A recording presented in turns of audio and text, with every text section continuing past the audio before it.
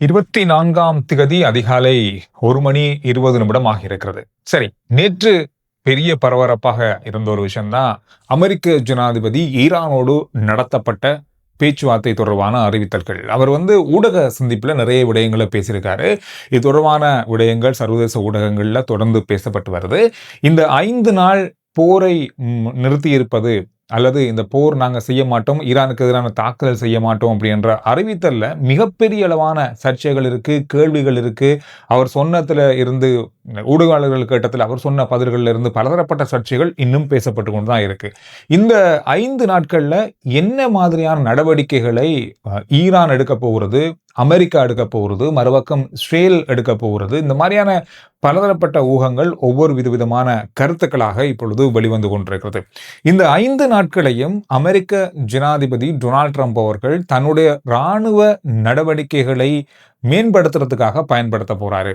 ஆனால் ஒரு ரகசியமான ஒரு திட்டத்தை அமெரிக்கா மேம்படுத்தி கொண்டிருக்கிறது. இதற்காகவே தான் இந்த 5 நாட்கள் இடைவெளி எடுக்கப்பட்டது என்பது பலருடைய கருத்தாக இருக்கிறது. ஜனாதிபதி டொனால்ட் ட்ரம்ப் அவர்கள் குறிப்பிட்ட பல விடயங்கள்ல பலருக்கு உடன்பாடு இல்லாமல் இருக்கிறது அப்படின்றதான் காரணம்னு சொன்னா, ஈரான் முழுமையாக இந்த பேச்சுவார்த்தையை மறுத்திருக்காங்க. எந்த விதமான பேச்சுவார்த்தையும் இதுல நடக்கலன்னு சொல்லியிருக்காங்க. ஊடகவாளர்கள் அமெரிக்க ஜனாதிபதியுடன் கேட்டது, யாருடன் நீங்க இந்த பேச்சுவார்த்தை நடத்தினீர்கள் அப்படின்ற கேள்வி கேட்கப்பட்டது. அதற்கு அவர் சரியான பதில் குறிப்பிடாவிட்டாலும் உச்ச தலைவரோடு இந்த பேச்சுவார்த்தை நடக்கல, ஆனால் முக்கியமான உயர் அதிகாரியோடு இந்த பேச்சுவார்த்தை நடந்ததாக அவர் குறிப்பிட்டிருக்காரு. பலருடைய கருத்து, அவர் இப்பொழுது தன்னுடைய ராணுவ நடவடிக்கையை செய்வதற்காக இந்த பேச்சுவார்த்தை செய்திருக்காரு. ஆனாலும் கூட பலதரப்பு சொல்றாங்க, இல்லை, இதுக்குள்ள ஏதோ ஒன்று நடந்து கொண்டிருக்கிறது, அதை வைத்துக்கொண்டு அவர் இந்த மாதிரியான விஷயங்களை சொல்லியிருக்கலாம்.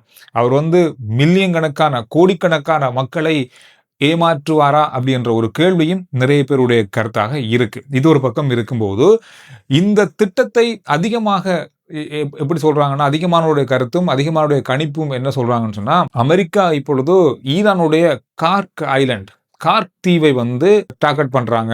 அங்க தரை வழியான தாக்குதலை நடத்துறதுக்கான இராணுவத்தினரை அங்கு அனுப்புவதற்கான கால அவகாசமாக இதை எடுத்துக்கொண்டாங்க அப்படின்ற ஒரு கருத்து இப்பொழுது நிலவுகிறது. அதோடு மட்டுமில்லாமல் 2 விதமா பார்க்கப்படுது. ஒன்று, இந்த தீவை கைப்பற்றுவதற்கு அமெரிக்கா முயற்சி செய்கிறது. இந்த தீவு தான் மிக மிக முக்கியமான ஒரு தீவு. ஈரானுடைய 90% எண்ணெய் உற்பத்தி, ஏற்றுமதி எல்லாமே இங்கதான் நடக்குது. போன கிழமை விமான தாக்குதல் அங்கு நடத்தப்பட்டது. ஆனால் பெரிய அளவான எந்த சேதமும் ஏற்படாதது. விமான தாக்குதல் மூலமாக இதை செய்ய முடியாது என்பதற்காக தரை வழியாக இதை செய்வதற்கான ஒரு ஆயத்தமாக, ஒரு திட்டமாக இது இருக்கலாம் அப்படின்ற மாதிரி, ஒரு ரகசியமான ஒரு திட்டமாக இது இருக்கலாம் அப்படின்ற மாதிரி பேசப்படுது.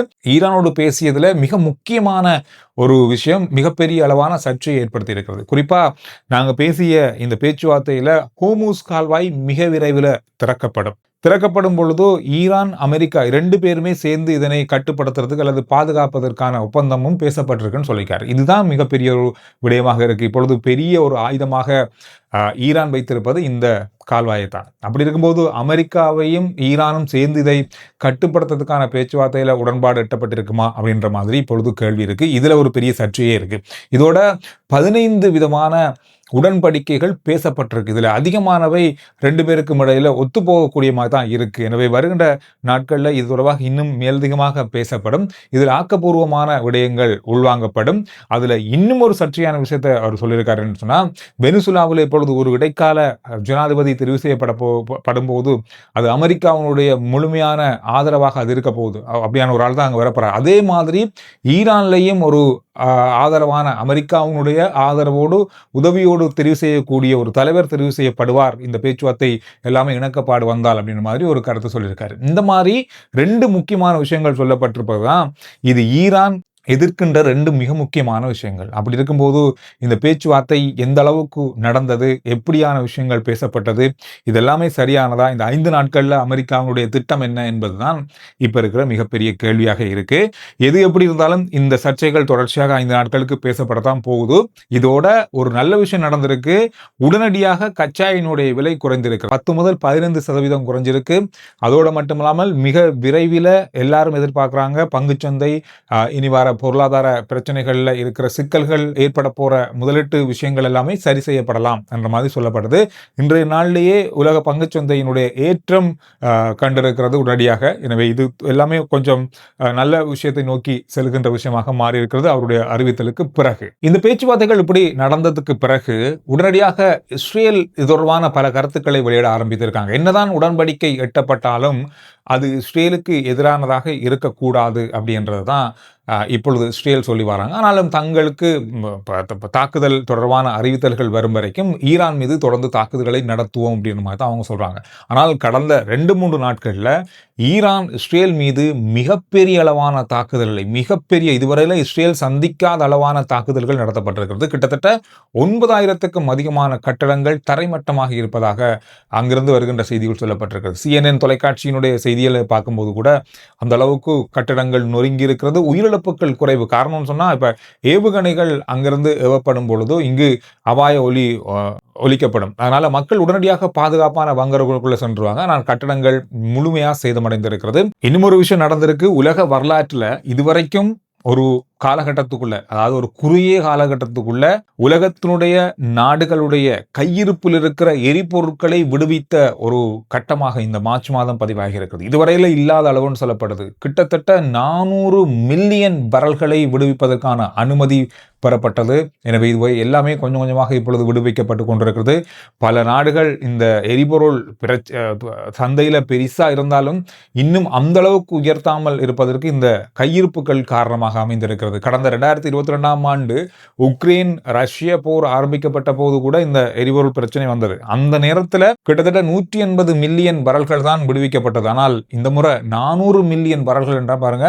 அதோட இந்தியாவுடைய பல மாநிலங்கள்ல எரிபொருளை வாங்குவதற்கு நீண்ட வரிசைகள், குறிப்பா மோட்டார் சைக்கிள், முச்சக்கர வண்டிகள் அதிகமான நீண்ட வரிசையை பார்க்கக்கூடியதாக இருந்தது.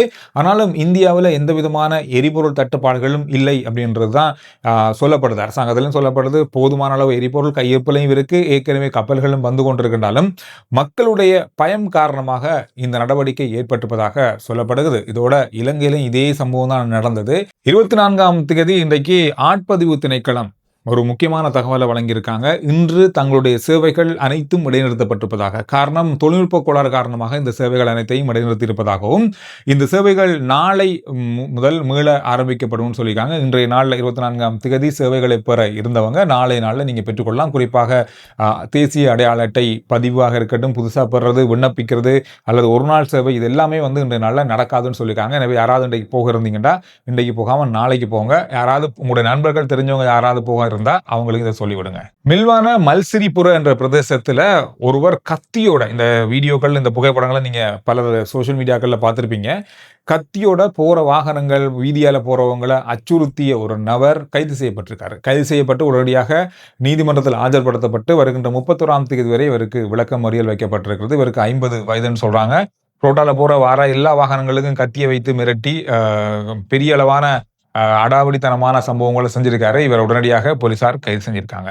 உலக காலநிலை தொடர்பான ஒரு தகவலை பார்க்க கிடைத்தது. அதாவது WMO வெளியிட்ட தரவுகள்ல உலக வரலாற்றில் இதுவரைக்கும் இல்லாத அளவான ஒரு காலநிலை மாற்றம் உலகத்தில் ஏற்பட்டிருக்கிறது. இதுல முக்கியமா சொல்லப்படுது அதிக வெப்பம், அதிக மழை, புயல், இந்த மாதிரி காற்று, மண் சரிவுகள் என்று ஏராளமான அசாதாரண நிலையை அடைந்திருக்கிறது உலக இந்த கால நிலை அப்படின்னு சொல்லப்பட்டிருக்கிறது. இந்த நிறுவனம் ஐக்கிய நாடுகள் அமைப்போடு இணைந்து செயல்படுகின்ற ஒரு நிறுவனம்.